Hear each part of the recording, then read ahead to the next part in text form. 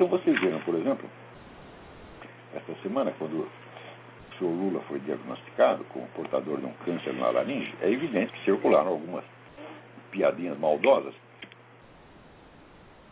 pela internet, mas todas elas provenientes de pessoas absolutamente insignificantes, Zé Mané qualquer, um estudantezinho, uma coisa assim. E na mesma semana, o Reinaldo Azevedo publica na coluna dele o que o chefe da campanha da Dilma escreveu contra ele quando ele teve câncer. Era uma gozação sinistra, ensejando a morte do Reinaldo Azevedo. Isso é normal. Eu já citei para vocês aqui aquele livro, né, I Can't Believe You Said That, que é uma antologia, né, de coisas horríveis ditas por pessoas de esquerda que não são Zé Mané qualquer, não são gente insignificante, mas são líderes, são deputados, são intelectuais, são professores. Eles fazem isso o tempo todo. E daí, quando o Lula fica doente e circula 2 ou 3 piadinhas, não tão, nada de tão violento e tão rancoroso quanto a esquerda costuma dizer contra os seus adversários. Por exemplo, ninguém está ensejando a morte do Lula, dizendo, morra, desgraçado. Não, peraí. Mas eles dizem isso. Eu mesmo, quantas vezes não recebi cartas ensejando a minha morte. Não, você tem que ter um câncer, ele vai morrer, etc, etc. Coisa desse tipo, né? Mesma coisa para o Reinaldo Azevedo. Até o Reinaldo Azevedo lembra o que fizeram com o Mário Covas. O Mário Covas também estava com câncer na cabeça. Os caras não apenas o xingavam, ensejavam sua morte, como lhe deram uma paulada na cabeça. Você vai atingir o órgão que está doente do cara. Isso é coisa típico de esquerdista. Agora, nesta semana aparece gente protestando assim, selvageria anti-Lula. Quer dizer, é uma gente ruim, agressiva, maldosa e hipersensível, né? Quer dizer, que tem uma autopiedade sem fim, uma autopiedade mórbida, coisa de psicótico mesmo, não é de neurótico não, gente, né? Então, ninguém tem mais dó de si mesmo do que o sujeito mau. Quanto mais mau é, mais tem dó de si mesmo. E até a esquerda inteira está infectada disso. Então, eu digo, olha, um esquerdista decente é uma coisa que hoje em dia é impossível existir. Não tem nenhum, são todos assim, é a mentalidade criminosa mesmo. Não tem de ser necessariamente assim. O sujeito não tem de ser assim porque é esquerdista. Mas a esquerda mudou muito nos últimos 50 anos. Tá certo? E foi cada vez mais aderindo, né, a esta ideia de você canalizar todo o ódio existente. Você pega todo e qualquer ressentimento, justo ou injusto, que exista no mundo, né, o ressentimento da mulher contra o marido, o filho contra o pai, né, de todos, e você vai instigando aquilo, instigando, para criar cada vez mais ódio, para todos se sentirem vítimas e ficarem revoltados. Esta política destrói toda a qualidade humana. Toda. Né? Você imagina se cada vez que você sofre uma pequena humilhação na vida, você vai fazer daquilo uma causa política. Né?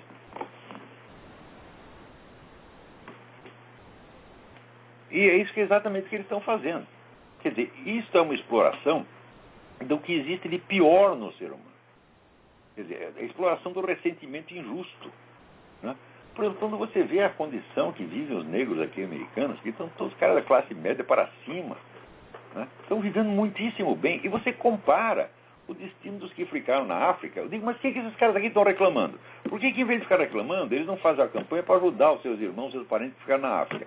Isso não fazem. Não dão um puto num tostão. Né?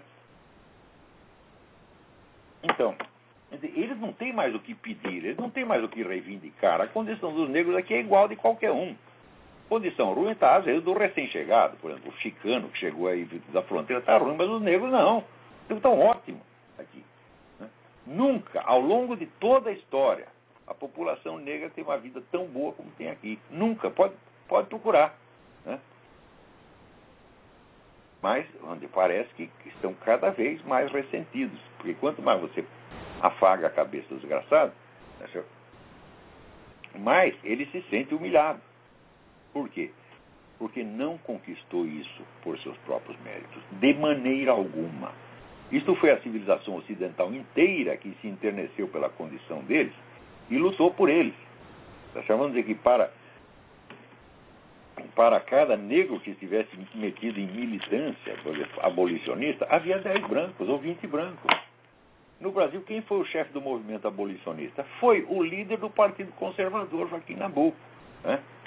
E quem tomou a iniciativa de libertar os escravos foi a própria monarquia, que caiu por isto. Né? Então, e depois, quantos dos beneficiados pela abolição se juntaram para defender o imperador cuja família os havia libertado? Nenhum. Então você vê, o Ocidente inteiro, a Igreja Católica, as igrejas protestantes, todo mundo se juntou para defender os escravos. Se não fosse isso, eles jamais teriam se libertado. Por suas próprias forças, jamais conseguiriam. Por quê? É muito simples, gente. Pobre não faz revolução. Revolução custa dinheiro.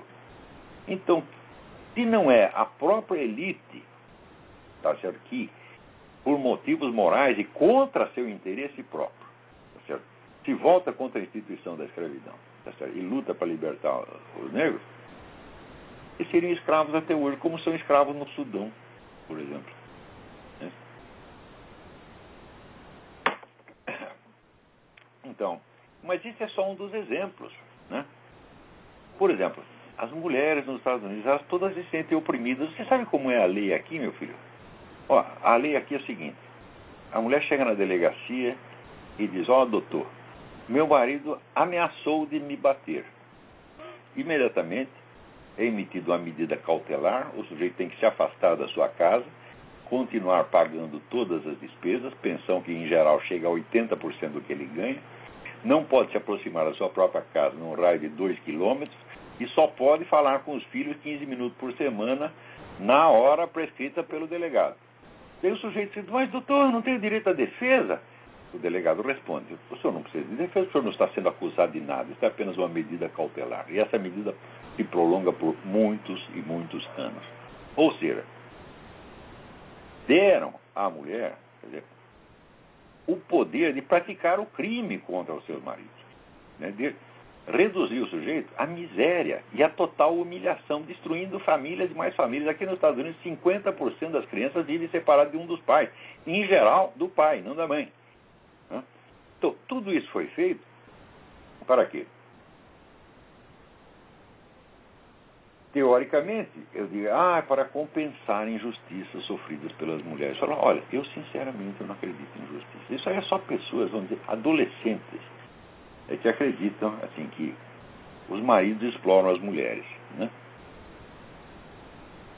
Olha, ao longo de toda a minha vida, eu nunca vi um marido explorar uma mulher. Já vi muita mulher explorar um marido, isso eu já vi. Tá certo? Então, claro que sempre pode ter um louco que chega em casa e bate da mulher, mas são pessoas, vamos dizer, pessoas desequilibradas e pessoas de muito baixo nível social. Essas fazem isso. Mas isso não é característico da sociedade como tal. Então,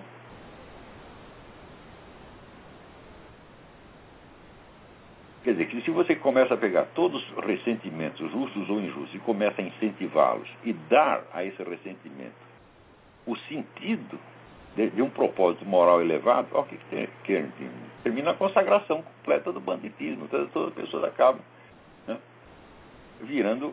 adquirindo a mentalidade criminosa.